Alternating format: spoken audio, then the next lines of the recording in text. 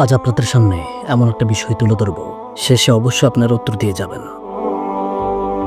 মোহাম্মদ বিন আকিল বিন আবু তালিব রাদিয়াল্লাহু তাআলা হতে বর্ণিত, তিনি বলেন, একদিন আলী রাদিয়াল্লাহু তাআলা আমাদের মাঝে বক্তব্য দেন এবং বলেন, মানুষের মধ্যে সবচাইতে সাহসী মানুষ কে?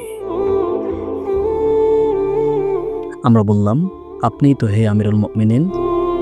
তখন আলী রাদিয়াল্লাহু তাআলা বলেন, তিনি হচ্ছেন আবু বকর রাদিয়াল্লাহু তাআলা। শুনে রাখো, যখন বদর যুদ্ধ হয়েছিল, আমরা আবু বকর রাদিয়াল্লাহু তাআলাকে রাসূল সাল্লাল্লাহু আলাইহি ওয়াসাল্লামের ছাদস্বরূপ রেখেছিলাম।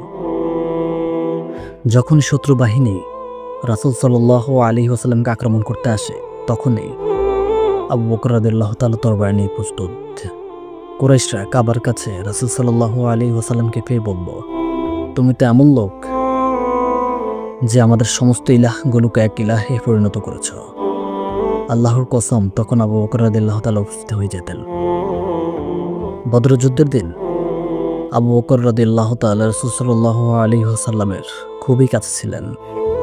একটি দিয়ে রাসূল সাল্লাল্লাহু আলাইহি ওয়াসাল্লামের হেফাজত করে, আরেকটি দিয়ে শত্রুদের প্রতিহত করে। আবু বকর রাদিয়াল্লাহু তাআলা শত্রুদের বলে, তোমরা কি এমন লোককে হত্যা করতে চাও যে বলে আমার রব আল্লাহ? এসব কথা আলী রাদিয়াল্লাহু তাআলা জনগণের সামনে উপস্থাপন করে বলেন, এখন তোমরাই বিবেচনা করো, আবু বকর রাদিয়াল্লাহু তাআলা এর চাইতে বেশি সাহসী কে হতে পারে? উত্তরটা অবশ্যই দিয়ে যাবেন।